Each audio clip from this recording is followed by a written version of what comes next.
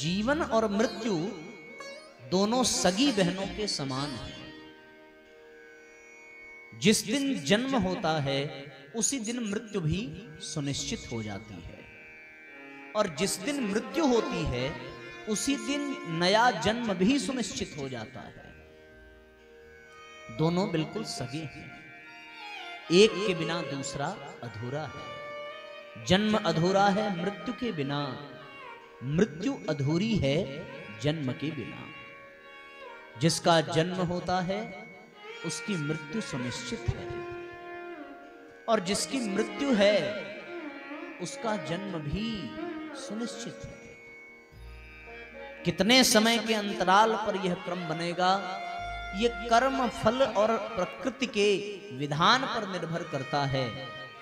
पर चाहे कोई स्वेच्छा से अथवा विवशता से अथवा अनिच्छा से भले वो मृत्यु से बचना चाहे, पर वो मृत्यु से बच नहीं सकता। स्वयं ईश्वर भी यदि जन्म लेकर के आवे, जिन्होंने जन्म और मृत्यु का चक्र बनाया है, तो उन्हें भी मृत्यु का वर्ण करना पड़ता है। इसलिए साथियों, जितना हम जीवन से प्रेम करते हैं उतना ही हमें मृत्यु को भी स्मरण रखने की आवश्यकता है। न चाहते हुए भी जीवन में मृत्यु का सामना करना पड़ता है।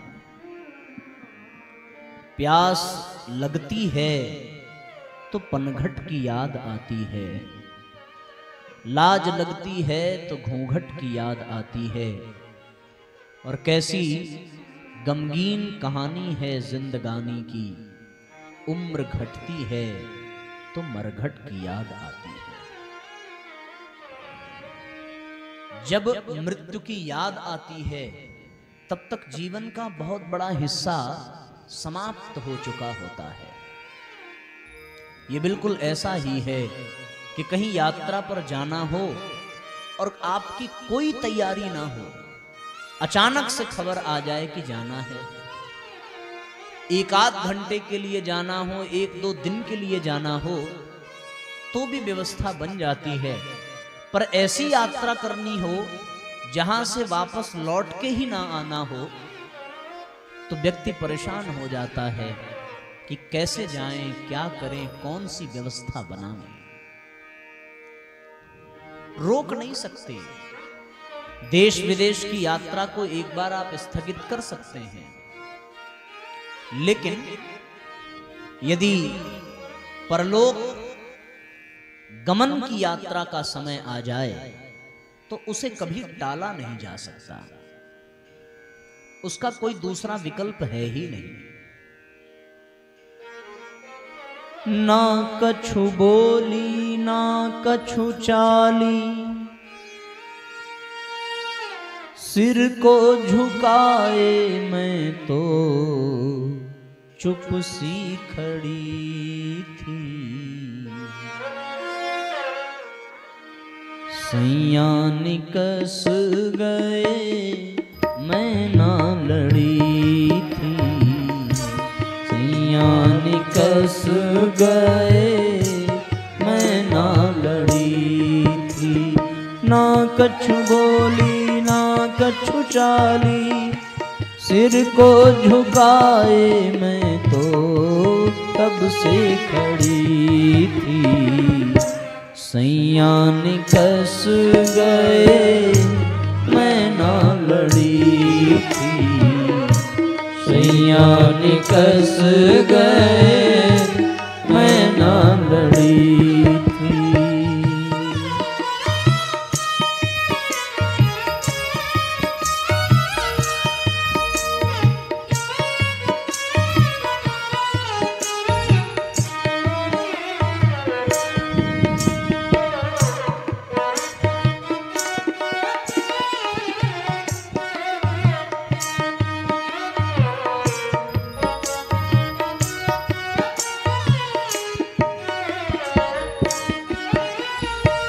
रंग महल के 10 दरवाजे, रंग महल के 10 दरवाजे, ना जाने कौन सी खिड़की खुली थी, ना जाने कौन सी खिड़की खुली थी, सैया निकस गए मैं ना लड़ी थी, सैया निकस गए मैं ना लड़ी थी, कहत कमाली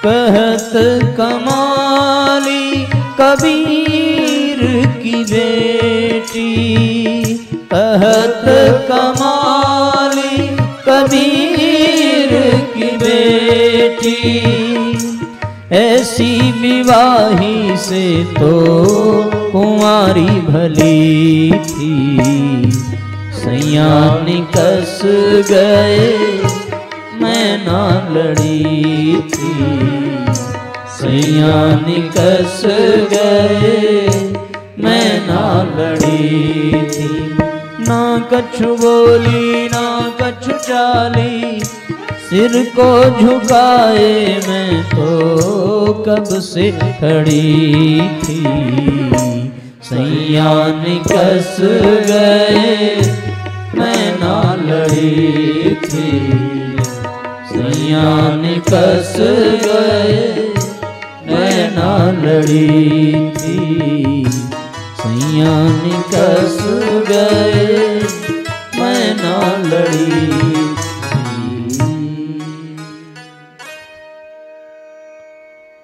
रंग महल के 10 दरवाजे, ये 10 दरवाजे हमारी 10 इंद्रियां हैं, जिनके द्वारा हम प्राण को अपने भीतर खींचते हैं और इन्हीं के द्वारा प्राण का विसर्जन होता है।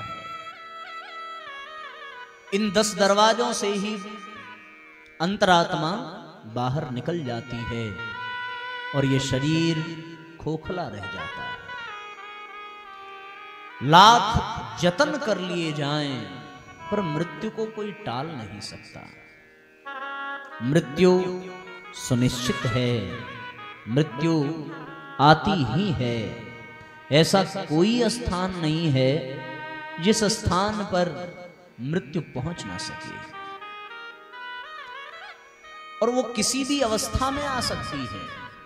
यह आवश्यक नहीं कि मौत केवल वृद्ध के ही जीवन में आए। मृत्यु युवा के, वृद्ध के, बालक के, बालिका के, नर नारी, पशु पक्षी सबके जीवन में कभी भी आ सकती है। यही तो जीवन का सत्य है।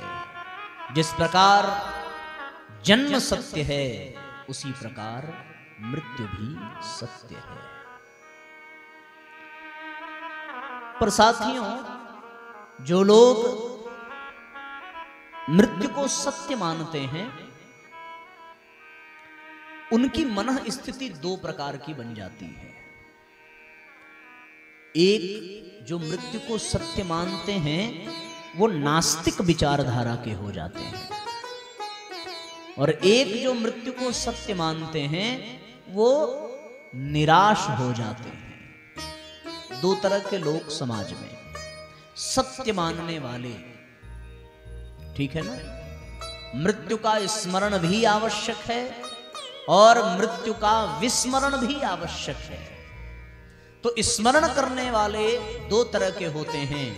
एक जो मृत्यु को याद आते ही नास्तिक विचारधारा पर सहमत होते हैं, और वो अक्सर ये कहते हैं कि भाई एक दिन तो मरना ही है, मौज कर लो जब तक जिंदगी है, 4 दिन की जिंदगी है, ऐश आराम से जीवन को बिताओ।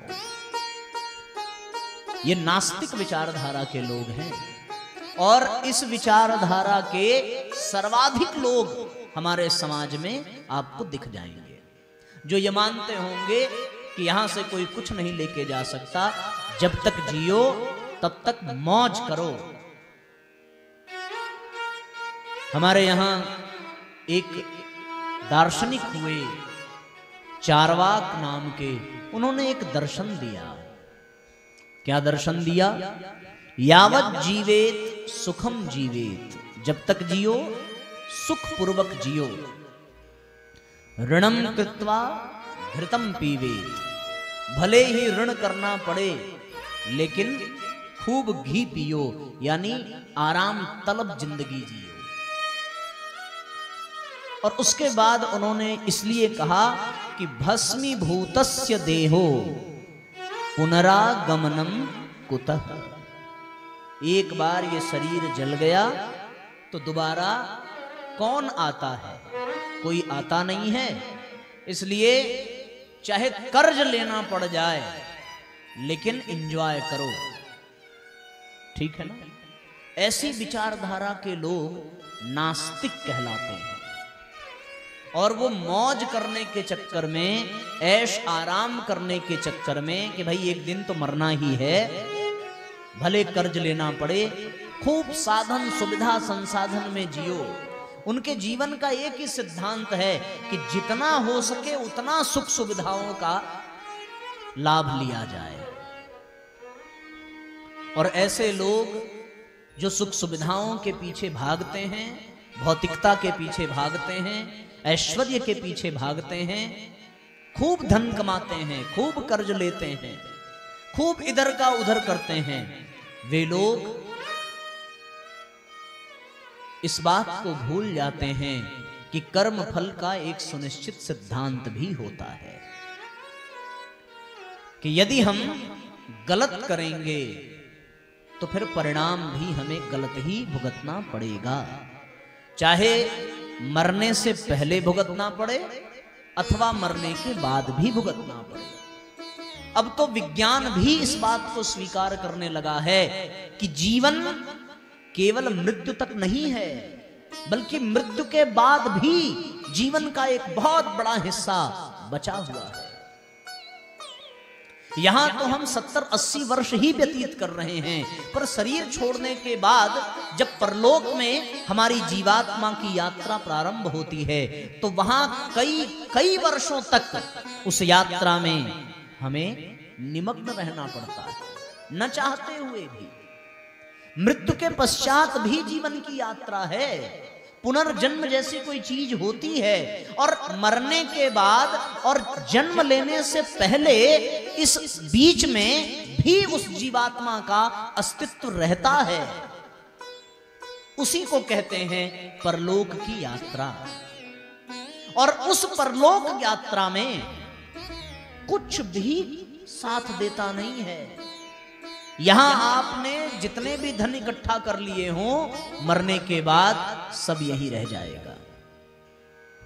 इस शरीर को कितने भी सुख संसाधन आप दे चुके हों, ये शरीर यही जल करके खाक में मिल जाएगा। महल कितना भी बड़ा आपने बना लिया हो, पर मरने के बाद वो महल आपके निवास के लिए काम नहीं आएगा, क्योंकि उस महल में रहने वाले लोग ही आपको उस घर से निकाल देंगे। और मरने के बाद यदि आपका शरीर उस घर में पड़ा रहा तो उस घर को अशुद्ध समझा जाएगा, जिसे मर मर करके आपने स्वयं बनाया है। तो इस मृत्यु के बाद भी जीवन शेष है, ये सत्य है, इसमें कोई संदेह मात्र नहीं है। तो वो लोग जो इस सिद्धांत पर चलते हैं कि जब तक ये जीवन है तब तक मौज करो,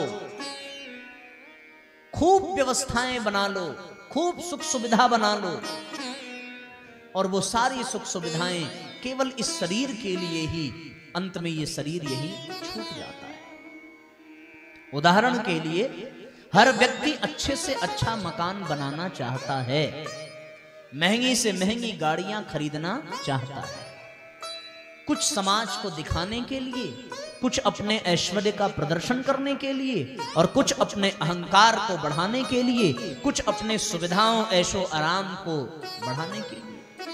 क्योंकि ऐसे लोग तो यही मानते हैं ना कि जीवन समाप्त हो जाएगा तो पता नहीं कहां जाएंगे, क्या करेंगे, इससे अच्छा है कि जब तक जियो तब तक मौज करो। अब उस मकान को बनाने में धन की आवश्यकता पड़ी। सोचा था कि 25-30 लाख में बन जाएगा, बनाना प्रारंभ किया तो 25-30 लाख कम पड़ने लगे। अमूमन यही होता है। फिर जो 8-10 लाख कम पड़ते हैं उसकी भरपाई करने के लिए व्यक्ति दिन रात मेहनत करता है। या तो वो मेहनत करेगा या तो फिर बेईमानी करेगा। भाई कहां से आएगा? या तो मेहनत, या तो बेईमानी, या तो फिर किसी से कर्ज लेगा। आप परिस्थिति को समझने का प्रयत्न करिए। या तो वो मेहनत करेगा और आवश्यकता से, सामर्थ्य से अधिक मेहनत करेगा तो शरीर का स्वास्थ्य चौपट होगा।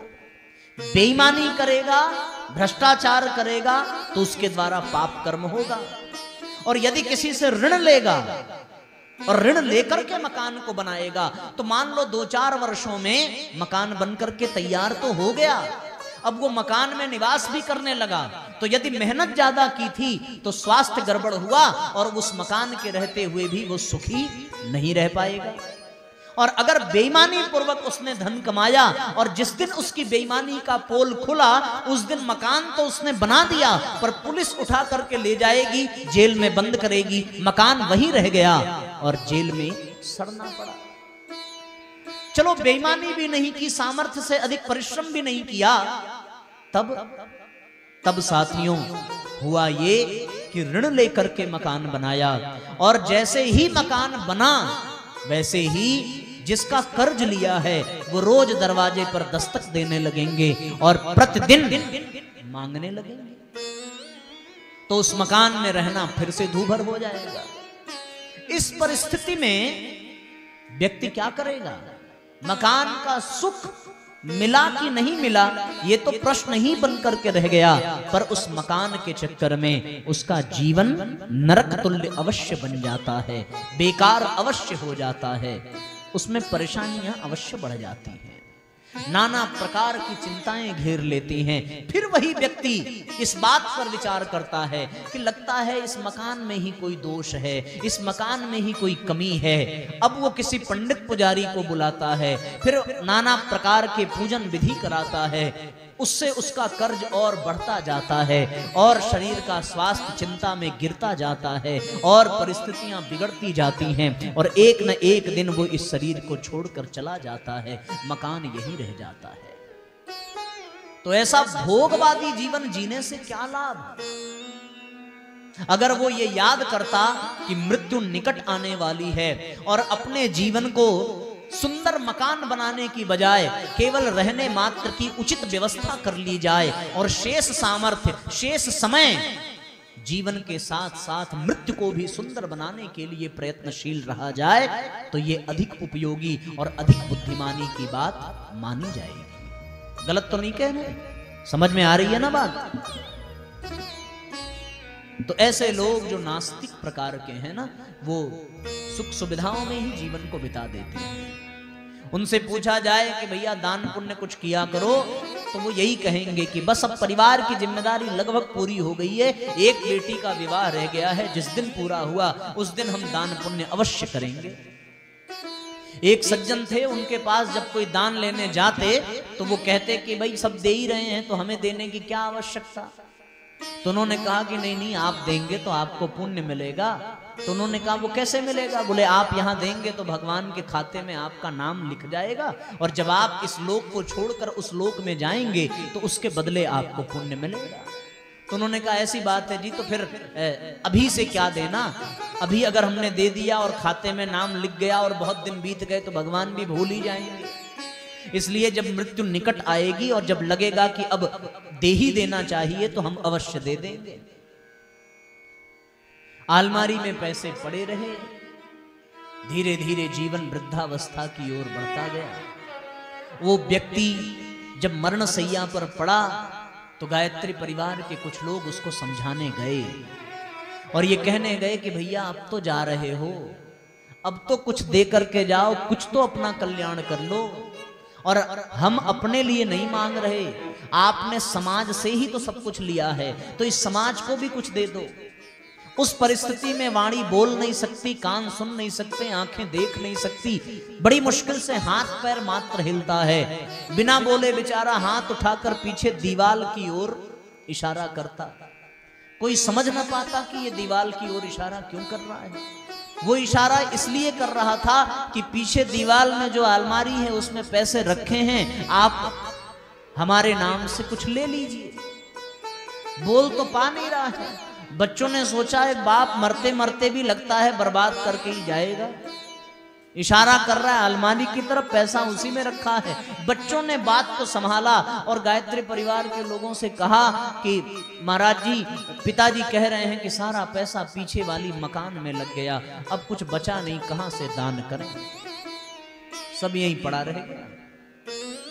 ऐसी परिस्थिति में जीवन भर तो वो उस धन की सुरक्षा में, उसकी चिंता में परेशान रहा, लेकिन उसके बाद भी उसका जीवन अंततोगत्वा कष्ट में ही व्यतीत हुआ।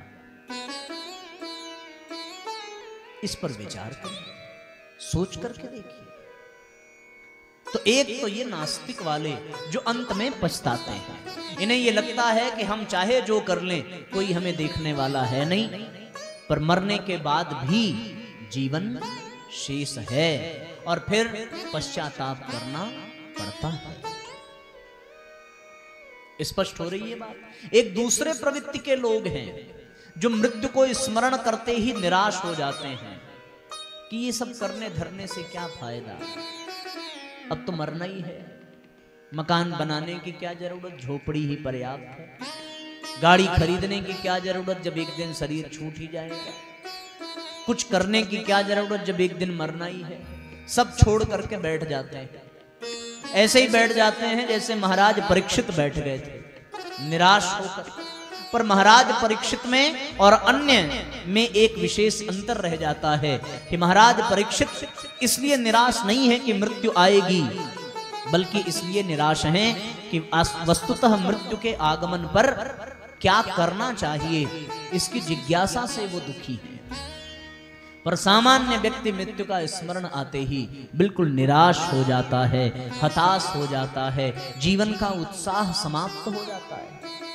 आप देखते होंगे व्यवहारिक दृष्टि से कि सामान्य बच्चा जो है बहुत उत्साहित, बहुत ऊर्जावान, लेकिन यदि कोई बुजुर्ग है तो उसमें उत्साह नहीं होता। इसलिए नहीं होता क्योंकि अब वो ये स्वीकार करने लगता है कि अब तो धीरे धीरे उम्र ढल रही है, अब करने की क्या जरूरत। लेकिन उसे ये भी समझ में नहीं आता कि यदि वो करेगा नहीं तो जीवन में फिर कुछ तो करेगा, और यदि श्रेष्ठ नहीं करेगा तो निकृष्ट करेगा, अच्छा नहीं करेगा तो बुरा करेगा, कुछ ना कुछ तो करना ही पड़ेगा। यदि उत्साहित होकर के नहीं करेगा, निराशा के साथ करेगा, तो उसका कार्य कभी सफल हो ही नहीं पाएगा। ये दूसरे प्रवृत्ति के लोग हैं। एक तीसरे प्रवृत्ति के लोग भी हैं जो मृत्यु को भूल जाते हैं, जैसे हम और आप। हम लोग मृत्यु को भूल करके ही बैठे हैं। चाहे लाख कह दिया जाए कि 7 दिन में मरना है, सुन तो लेंगे, स्वीकार भी कर लेंगे कि हाँ साहब कह तो जरूर रहे हैं, लेकिन जीवन का रवैया बिल्कुल वैसे ही रहेगा। कोई आकर के सच में कह दे तो हम अक्सर कथाओं में और विशेषकर भागवत में और विशेषकर परीक्षित के प्रसंग में सब सुनते हैं कि 7 ही दिन में मरना है, 7 ही दिन में मरना है, लेकिन फिर भी मृत्यु पर किसी को ध्यान जाता नहीं है। और जिसका ध्यान मृत्यु पर नहीं जाता वही लोग पापी कहलाते हैं, क्योंकि उन्हीं के द्वारा पाप होता है।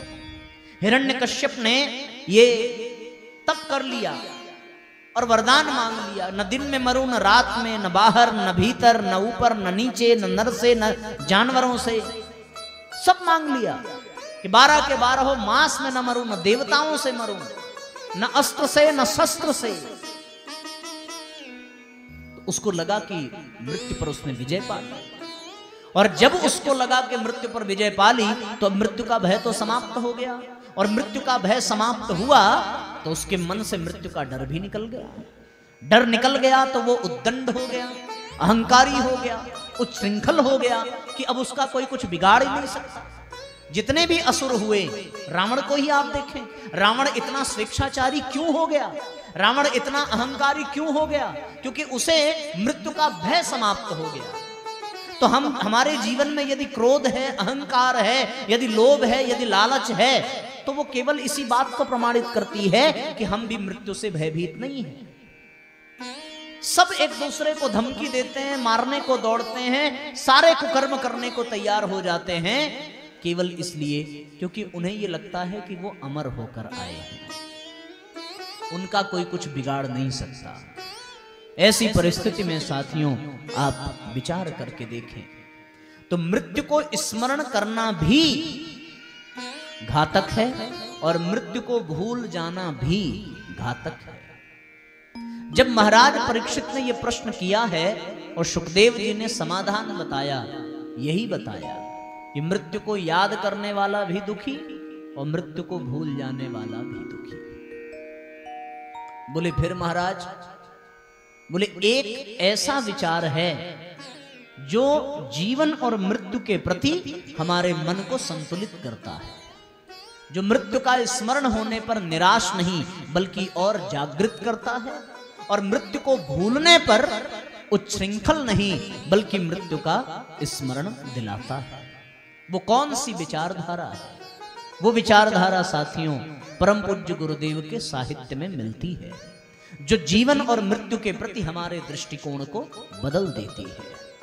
और कौन सा दृष्टिकोण प्रदान करती है? वो एक ही दृष्टिकोण प्रदान करती है। इसी बात का चिंतन गीता में भी भगवान के द्वारा प्राप्त होता है, और वो यही है कि मृत्यु बिल्कुल ऐसी ही है जैसे व्यक्ति किसी वस्त्र को छोड़कर नया वस्त्र धारण कर लेता है।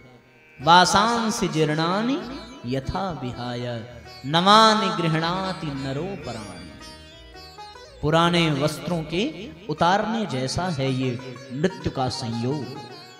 और ऐसी स्थिति में जीवन संतुलित हो जाता है, पुराना छूटता है और नया जीवन में प्रवेश करता है।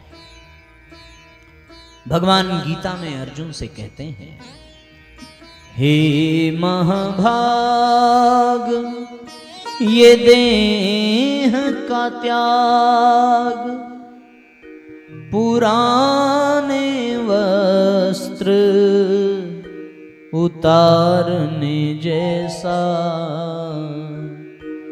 जीवात्मा का नूतन जन्म नए परिधान को धारने जैसा। देह भी चोला वस्त्र भी चोला है, यह तथ्य विचारने जैसा। चोले के इस परिवर्तन पर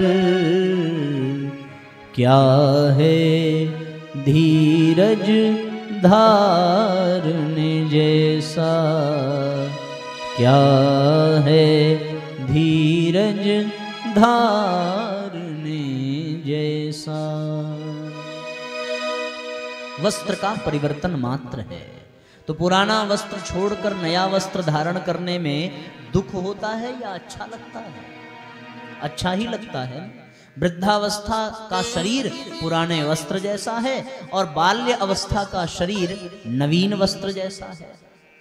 अब पुराने वस्त्र को छोड़कर यदि नया वस्त्र मिले तो इसमें कष्ट नहीं बल्कि प्रसन्न होना चाहिए।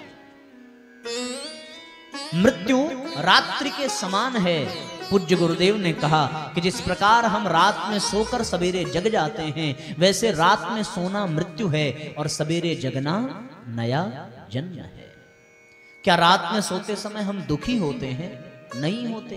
पुराना कपड़ा उतारते समय हम दुखी होते हैं? नहीं होते। कहते हैं कि मृत्यु जीवन यात्रा का एक पड़ाव है। उस पड़ाव पर पहुंचने के बाद हमारी यात्रा की दिशा और दशा दोनों बदल जाती है। जब हम कभी अपने घर से यात्रा के लिए निकलते हैं तो यात्रा में ज्यादा सुविधा रहती है कि घर में रहती है? घर में ज्यादा सुख सुविधा है, यात्रा में सुविधा नहीं होती। फिर भी घर छोड़कर जाने में सुख मिलता है कि नहीं?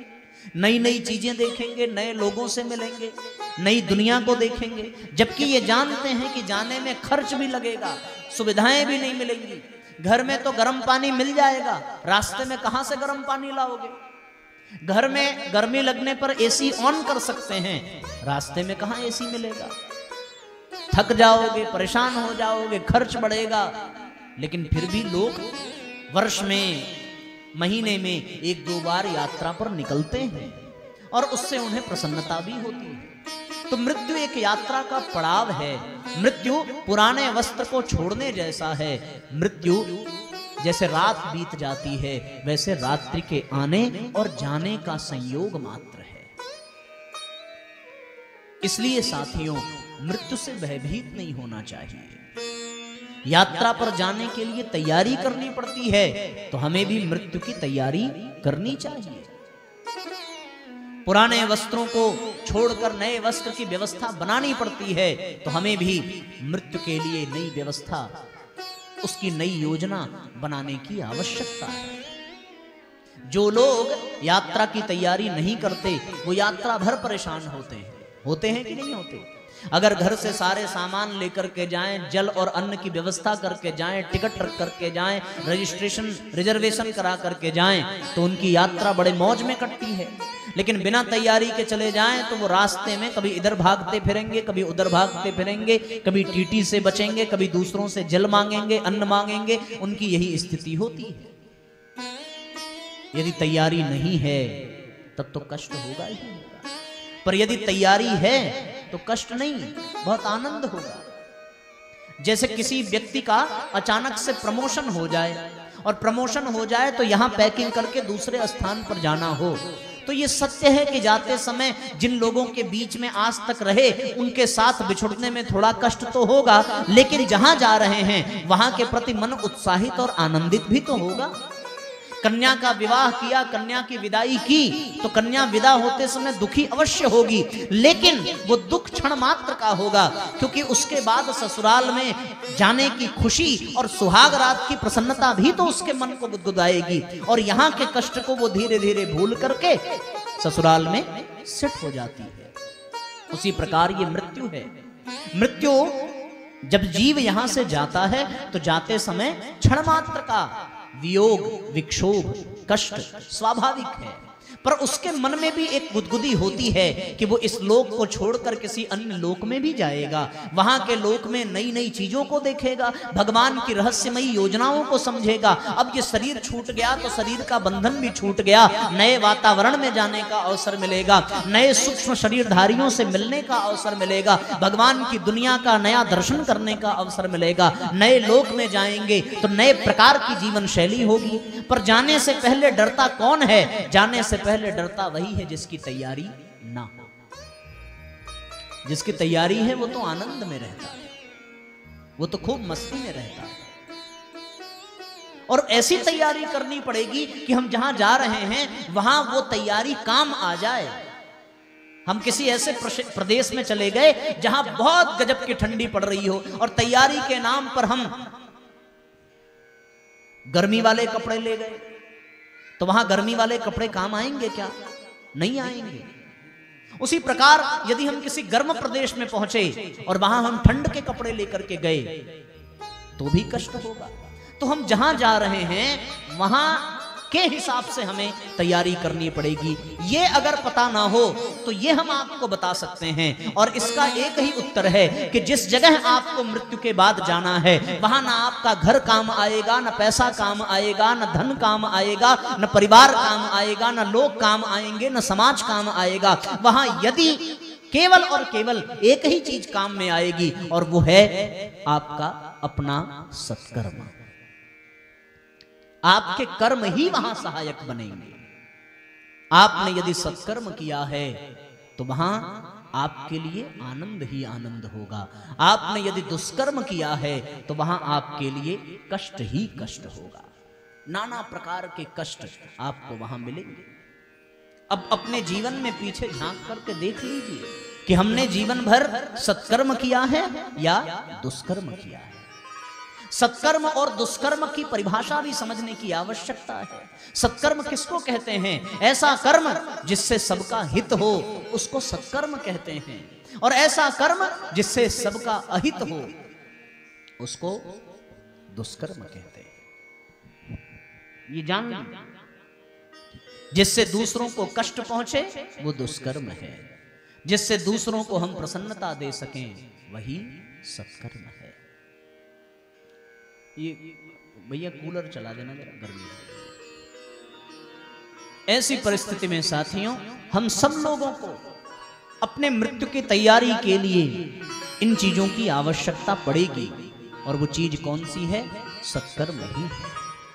जैसा कर्म होगा वैसा पराये देश में, पराई दुनिया में हम कर पाएंगे। आप भारत में हैं और भारत से आप अमेरिका चले जाएं तो यहाँ का रुपया अमेरिका में काम नहीं आएगा, और अमेरिका का डॉलर भारत में काम नहीं आएगा। सच्ची बात है कि नहीं है? यहाँ आने के लिए आपको डॉलर को रुपए में कन्वर्ट करना पड़ेगा, और वहां जाने के लिए अपने रुपए को डॉलर में कन्वर्ट करना पड़ेगा। उसी प्रकार आप यहाँ पर जितने भी सत्कर्म करते हैं, जब हम लोग मृत्यु के पश्चात यहाँ से प्रस्थान करेंगे तो वो सत्कर्म ही उस दुनिया में काम आएगा, क्योंकि वहां सत्कर्म के सिवा आपका कोई सहायक नहीं होगा। ये आप जान लीजिए। गुरुजी ने तो यहां तक लिखा है कि स्वयं ईश्वर भी आपकी सहायता परलोक में नहीं कर सकता, क्योंकि ईश्वर भी कर्म विधान में ही बंधा हुआ है। ये मानी हुई बात है, ये पक्की बात है, इसमें कोई संशय नहीं है। इसलिए केवल और केवल इतना ही समझो कि यह अवसर चुप नहीं रहने का, सत्कर्म करो, सत्कर्म करो। अपने आप को सत्कर्म में, अच्छे कार्य में लगाना, ऐसा कार्य जिससे समाज का हित हो सके, जिससे समाज का भला हो सके। केवल यही कर्म मृत्यु के बाद काम आएंगे। तो महाराज परीक्षित तो प्रसन्न हैं, इसलिए प्रसन्न हैं क्योंकि उन्होंने जीवन भर कोई दुष्कर्म नहीं किया, न किसी की निंदा की, न चुगली की, न अपराध किया, न भ्रष्टाचार किया। वो जब तक जीवित रहे तब तक धर्म का कार्य किया, समाज का कल्याण किया, कुशलता पूर्वक राज्य का शासन किया, अपने राज्य में अश्वमेध आदि यज्ञ कराए, भगवान की कथाएं कराई, भगवान के गुणों, भगवान की लीलाओं की चर्चा निरंतर होती रही, साधु ब्राह्मणों की सेवा की, ऋषियों महर्षियों के आश्रमों में उन्होंने सहयोग किया है, गरीबों को सहायता पहुंचाई है, कमजोरों को बल प्रदान किया है। बड़े धर्मात्मा हैं महाराज परीक्षित। उनके द्वारा किया गया सत्कर्म शरीर छूटने के बाद उनके कल्याण का माध्यम बनेगा। हमारे सामने ये प्रश्न है कि हम लोग क्या करें, कैसे सत्कर्म करें। अब गुरुदेव के सिद्धांतों को समझिए, तब पता चलेगा कि सत्कर्म के लिए जीवन में सद्विचार होना चाहिए, और सद्विचारों के लिए जीवन में सद्भाव होना चाहिए। सद्भाव के लिए जीवन में संस्कार होना चाहिए।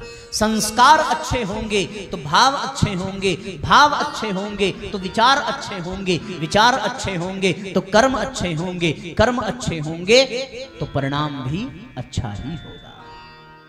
ये पूरी श्रृंखला है जो मृत्यु के पश्चात हमारे काम आती है।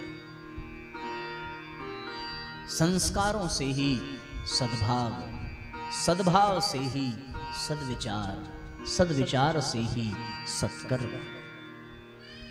भगवान ने भी गीता में अर्जुन को सत्कर्म करने की प्रेरणा दी है, सद्विचार की प्रेरणा दी है, सत्कर्म सद्भाव की प्रेरणा दी है। इसलिए साथियों, जीवन में केवल और केवल एक सत्कर्म ही है जो आपके जीवन के बाद आपकी सहायता करेगा। अभी भी वक्त है, कर्म के फल से कोई बच नहीं पाता। बड़ा प्यारा संदेश है गीत का। कर्म के फल से नहीं बचोगे, चलना बहुत संभाल के, अभी समय है अभी बदल लो, तेवर अपनी चाल की।